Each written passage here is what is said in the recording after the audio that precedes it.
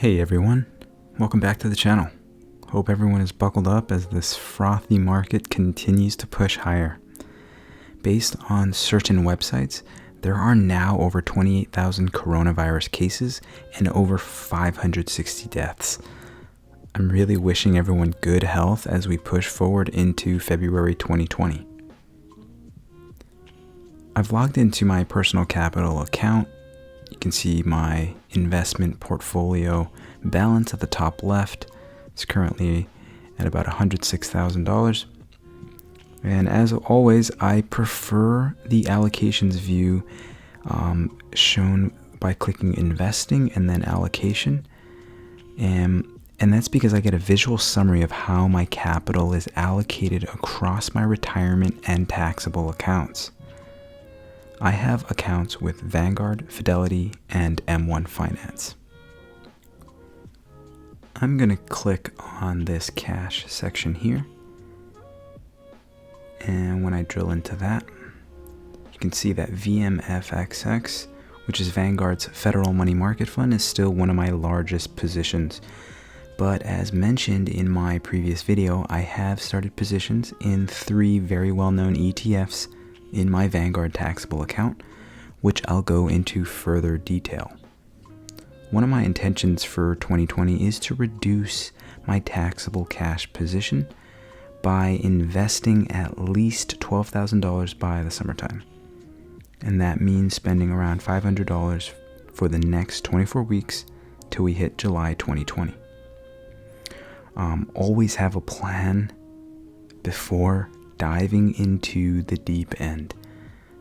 Again, this is personal capital, which I use to track my investment portfolio, and you can see all the different visual blocks of my portfolio: US stocks, international bonds, US bonds, and my cash. And you can drill into each one of them for further detail. It's a wonderful free application after you sync up all of your different investment accounts.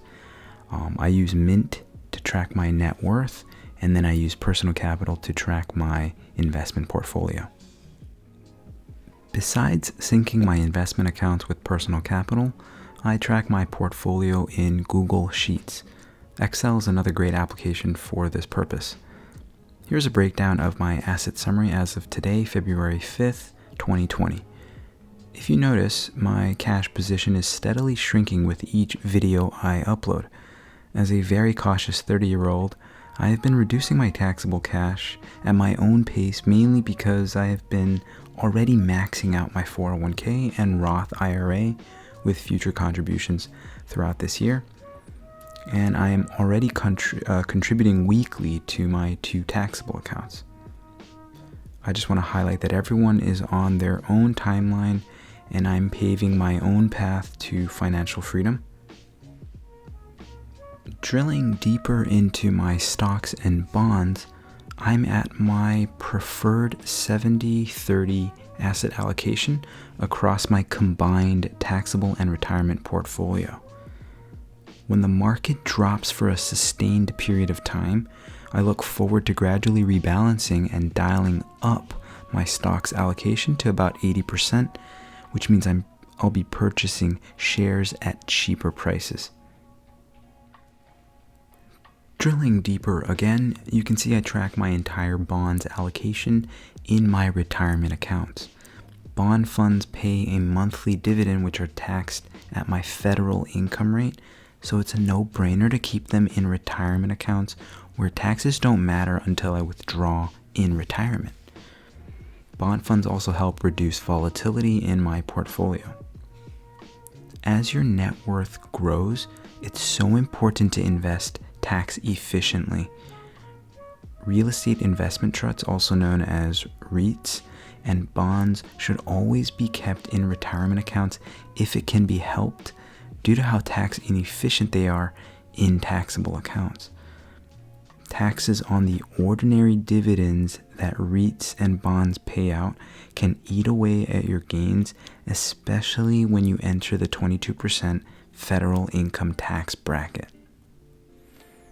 Taking a look at just my stocks allocation, I am very heavy in large cap stocks.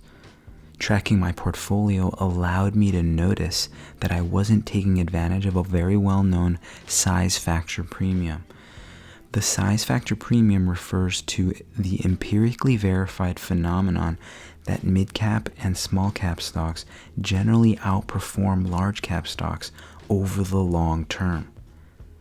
Mid-caps have a market capitalization of between $2 billion and $10 billion, and small-cap stocks have a market cap of less than $2 billion.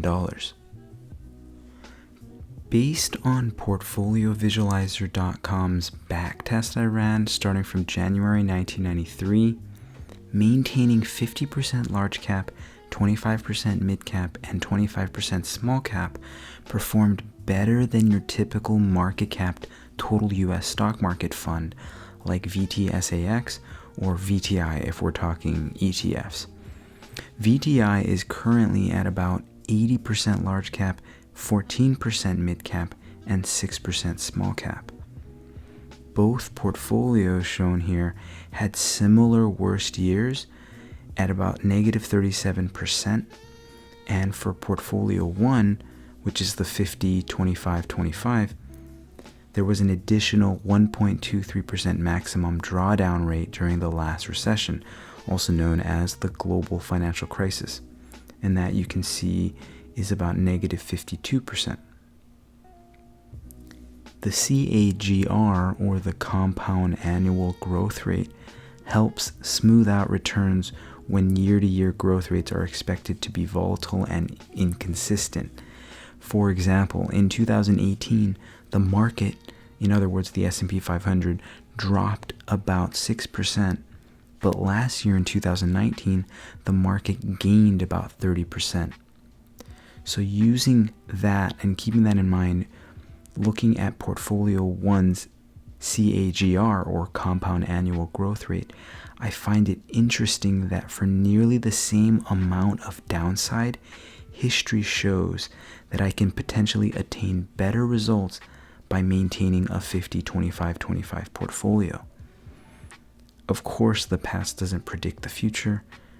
Nonetheless, analyzing data that includes multiple recessions and crashes helps paint a more realistic picture of how stocks performed over time.